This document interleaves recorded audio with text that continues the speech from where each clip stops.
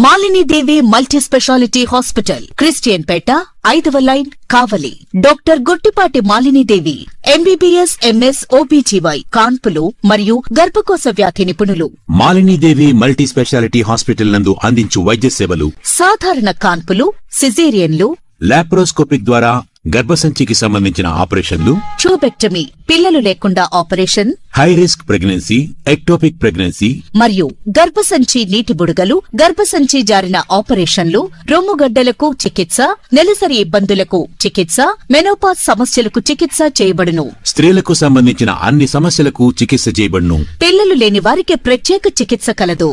ముఖ్య గమనిక: మా హాస్పిటల్ నందు కాన్పోయిన తరువాత తల్లి బిడ్డను ఉచితంగా మా వాహనంలో క్షేమంగా ఇంటికి చేర్చబడును. మా హాస్పిటల్స్ ప్రత్యేకతలు: ICU, lab, AC and non AC rooms, 24 గంటలు మెడికల్ షాప్, ప్రతి రూమ్ నందు వేడి నీటి సదుపాయం కలదు.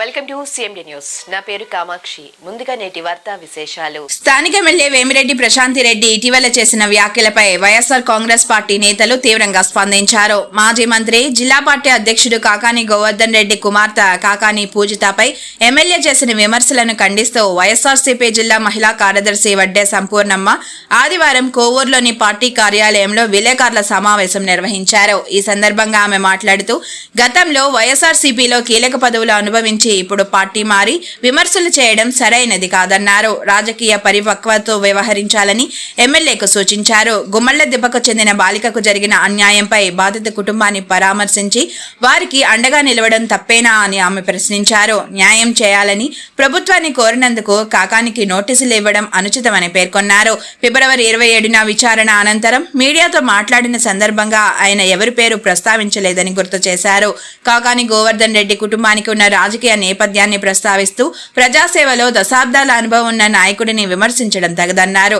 మహిళా సాధికారతపై దృష్టి పెట్టాల్సిన సమయంలో వ్యక్తిగత విమర్శలు చేయడం సమంజసం కాదని వ్యాఖ్యానించారు.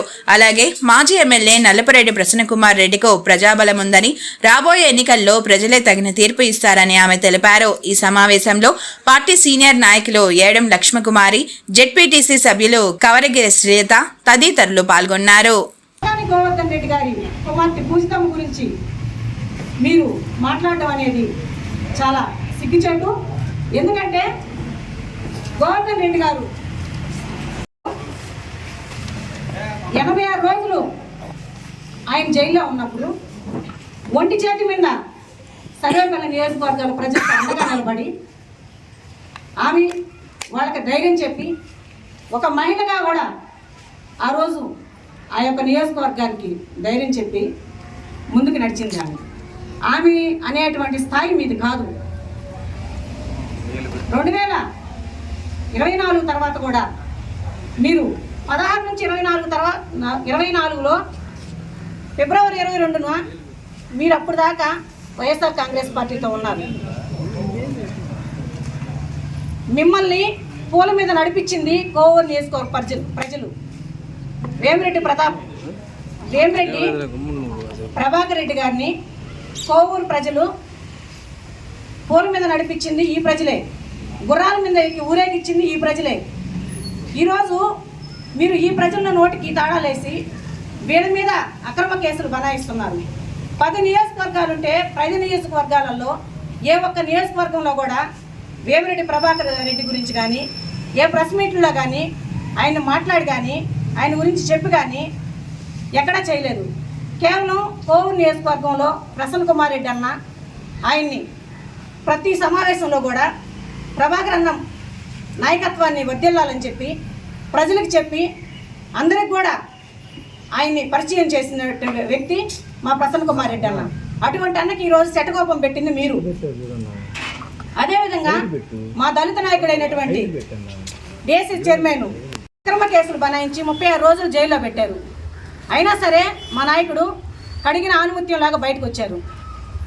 ఈరోజు పూజితమ్మను అనేటువంటి స్థాయి కానీ, కాకాని గోవర్ధన్ రెడ్డి అన్న అనేటువంటి నైతిక విలువలు కానీ మీకు లేవు. మీరు నియోజకవర్గంలో పరిపాలన గురించి మాత్రమే మీరు దృష్టి పెట్టాలి. ఈ రోజుకి కోవూరు శాసనసభ్యురాలు ప్రశాంతమ్మ గారికి తెలియజేయటం ఏమనగా మేడం మీరు వైఎస్ఆర్సీపీ నాయకుల్ని వాళ్ళని ఇబ్బంది పెట్టడం తప్ప ప్రభుత్వం నుంచి రావాల్సిన సంక్షేమ పథకాల గురించి ఆలోచించండి మేడం. ముందు ప్రతి ఒక్కరు ఇప్పుడు 60 సంవత్సరాల నుండి లక్షల మంది ఉన్నారు మేడం. ఇప్పటికి 1.5 సంవత్సరం 2 సంవత్సరాలు అవుతుంది. ఇప్పుడు పెన్షన్ కొత్త పెన్షన్ మాటే లేదు. ఆడబిడ్డ నిధి అన్నారు. 50 సంవత్సరాలు నిండితే బీసీలకి వాళ్ళకి అన్నారు. ఇవన్నీ 18,750 ఇస్తున్నారు. జగన్మోహన్ రెడ్డి ఎంతో సంతోషంగా కుటుంబాల్లో ఏ ఒకటి బరిలో ఏ ఒకటి కొనుక్కొని ఎంతో సంతోషంగా ఉన్నామమ్మ. ఇదేంది ఈరోజు ₹1 కూడా మాకు సంక్షేమ పథకాలు ఏమి రావట్లేదని చెప్పి సర్పంచ్గా నా దగ్గరికి వచ్చి ఎంతోమంది చెప్పుకుంటున్నారు. జరిగితే దాని గురించి ఎవరు అసలు పట్టించుకోవడమే లేదు. ఈ కూటమి ప్రభుత్వం అధికారంలోకి వచ్చిన తర్వాత మహిళలకు ఎక్కువగా అన్యాయం జరుగుతుంది. ఈ మద్యం అంటే మొత్తం దేశం మొత్తం ఎక్కడో ఉండింది గంజాయి, అది తీసుకొచ్చి ఇప్పుడు పల్లెలంతా ఇదైపోతా ఉంది. అదంతా అరికట్టాల్సింది పోయి మా వాళ్ళు వచ్చి అది ఏంది అన్యాయం అడిగిన దానికి వాళ్ళ మీద కేసులు పెట్టడం ఇవన్నీ చేయడం జరుగుతూ ఉంది. ఇవి కాదు మీరు చేయాల్సింది. ప్రజలకి ఏం చేయాలి ఏం చేయకూడదు అవి చూడండి. ఆ పసిబిడ్డకి ఇంతవరకు అన్యాయం జరగదు. ఆ పసిబిడ్డని ఆ అమ్మాయిని ఇది చేసిన వాళ్ళు కూడా చిన్న పసివాళ్ళే. వాళ్ళకి ఎలా అందుతుంది గంజాయి అవన్నీ? అది ఏ స్థాయిలో జరుగుతుందో మీరు ఒకసారి గుర్తుంచుకోండి.